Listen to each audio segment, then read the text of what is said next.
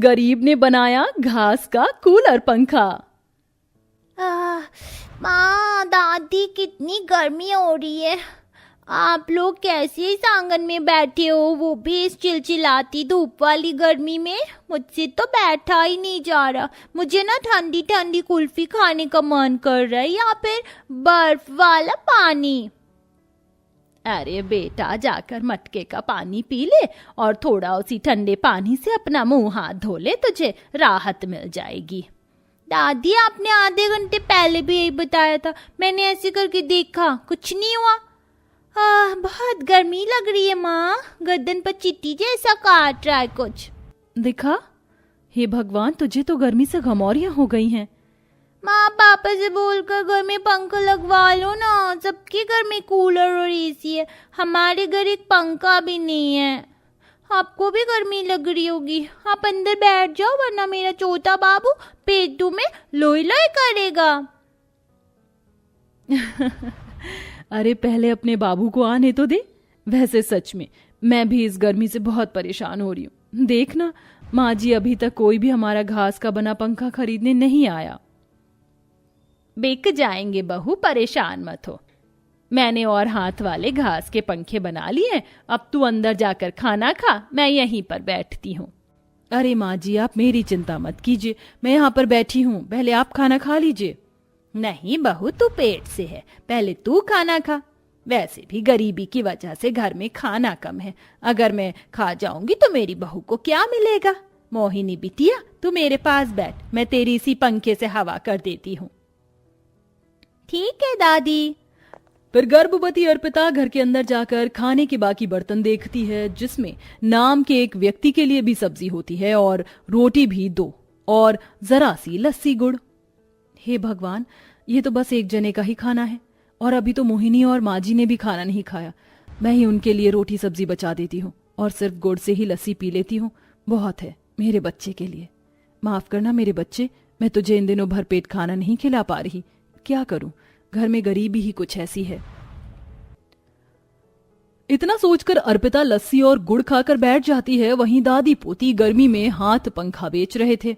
ले लो हाथ पंखा ले लो, घास से बना हाथ वाला पंखा ले लो, सिर्फ 20 रुपए 20 रुपए। दादी मुझे बहुत गर्मी लग रही है, मुझसे नहीं बैठा जा रहा, मुझे पानी पी के आना है। ठीक है, जा ले आ। फिर मोहिनी मटके का पानी पीकर अपनी दादी के लिए भी एक गिलास पानी लाती है। अपनी पोती की समझदारी देख सरोज उसके माथे को चूम लेती है।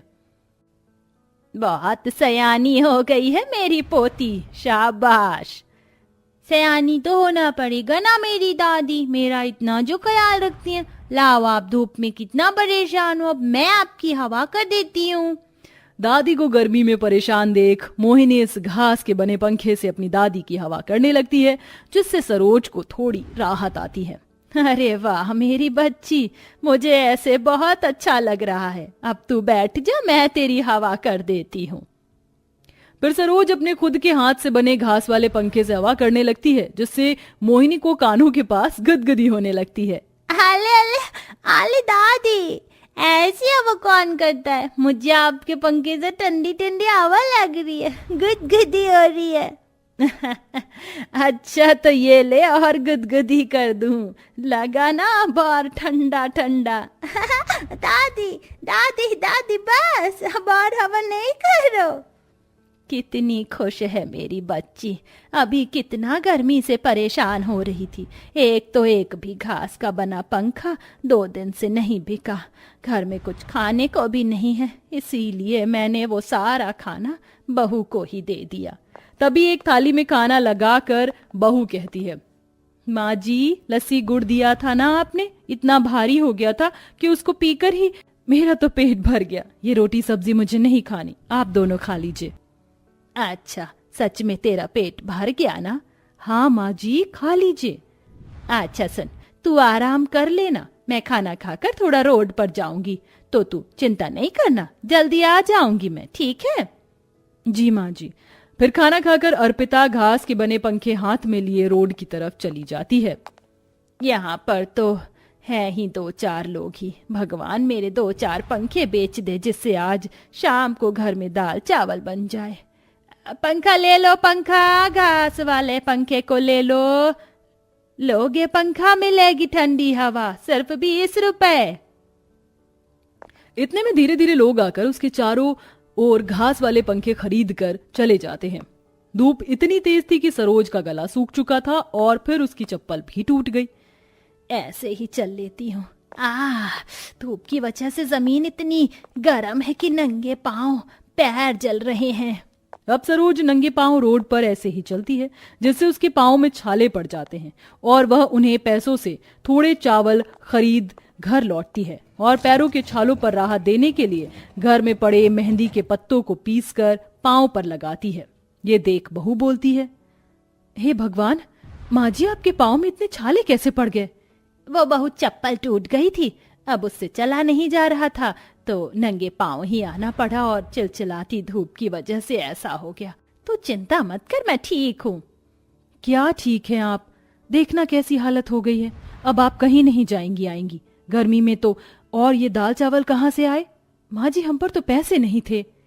वो बहू, अब यहाँ घर के पास लोग ही नहीं गुजर रहे थे, इसलिए घास वाले पंखे बाहर बेचने चली गई थी। माँ जी आप भी ना।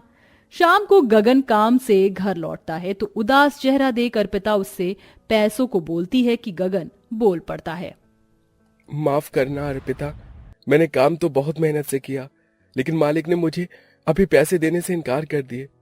मैं जानता हूँ एक तो तुम गर्भवती हो और हमारी बेटी भी गर्मी से बेहाल है, और माँ भी 2 पैसे आने के चक्कर में घास से हाथ के बने पंखे बेचने लगती है। मैं बहुत शर्मिंदा हूँ इस वक्त। इस समय तुम्हारा ख्याल रखना चाहिए पर मैं कुछ नहीं कर पा रहा। अरे आप ऐसे परेशान होंगे तो हमारा हाल क्या होगा? आप दोबारा मलिक जी से कहना, क्या पता कल वो पैसे दे दे। ये दाल चावल बना है, खा लीजिए। सच में बहुत गर्मी हो रही है इस वक्त भी, और दोपहर में तो दम ही घुट जाता है। पापा पापा, बहुत गर्मी लगती है, आप नया पंखा कूलर कब लाओगे? बेटा पैसे आ जाएंगे तो मैं तेरे लिए कूलर ले आऊंगा। आजा, इससे हवा कर देता हूँ। गगन अपनी बेटी के घास वाले पंखे से हवा करता है। इतने में एक साधु बाबा खाना मांगते हैं। हरिओम बेटा, अरे बहुत प्यासा हूँ और भूख भी लगी है, कुछ खाने को होगा? हाँ, आप बैठ जाइए, बहू तू खाना लेकर आ जा। फिर घर के लोग पेट भरकर साधु बाबा को खाना खिलाते हैं। साथ ही सास अपने घास वाले पंखे से साधु बाबा की हवा करती रहती है। घर का खाना खत्म हो जाता है और साधु बाबा सेवा से खुश होते हैं। बाबा आपको कुछ और चाहिए? नहीं नहीं बेटी, तुम सब लोगों ने मेरी बहुत सेवा की है, इतना भरपेट खाना किसी ने नहीं खिलाया। मेरे पास कुछ है पर तुम लोग ये रख लो और मेरे जाने के बाद ही खोलना। शुक्रिया बाबा, इसकी क्या जरूरत थी। साधु बाबा हरिओम करके चला जाता है और घर वाले उस पोटली को खोलते हैं जिसके अंदर एक कूलर की जादुई मोटर होती है, जिसकी रोशनी घास वाले पंखे पर पड़ती है और जादू से वह दोनों एक दूसरे में समाकर जादुई घास का बड़ा सा कूलर बन जाता है। ये देख घर वाले हैरान हो जाते हैं। हे भगवान, ये एकदम जादू की तरह इतना बड़ा कूलर कैसे बन गया, वो भी घास का? जादू की तरह नहीं, शायद ये जादू वाला ही घास का कूलर हो। हाँ गगन, कहीं ये उन्हीं साधु बाबा का चमत्कार तो नहीं है? वो हमसे खुश जो हो गए थे, लगता है अब हमें गर्मी से राहत मिल जाएगी। माँ, ये तो बहुत बड़ा कूलर लग रहा है, जरा इसे चलाओ ना। मेरे जादुई कूलर, चल जाओ ना, मुझे ठंडी हवा दो ना। मैं अभी तुम्हें ठंडी ठंडी हवा देता हूँ। ये बोलते ही कूलर सबको बहुत ठंडी ठंडी हवा देने लगता है। अरे वाह माँ जी, इसकी हवा तो बिल्कुल एसी की तरह लग रही है। हाँ बहू, ये तो लग ही नहीं रहा कि घास का कूलर है। चलो, हमारी गर्मी की समस्या तो खत्म हुई, लेकिन बहू खाना भी खत्म हो गया है। अब हम खाएंगे क्या? चिंता मत करो, मैं हूं ना, ये लो। तभी जादुई घास वाले कूलर के कहते ही 4 बड़ी बड़ी पकवान और मिष्ठान से भरी थाली उन सब के सामने सज जाती है। अरे वाह माँ पापा, मैंने तो इतना सारा खाना आज तक नहीं देखा, और इसमें तो अलग अलग तरह की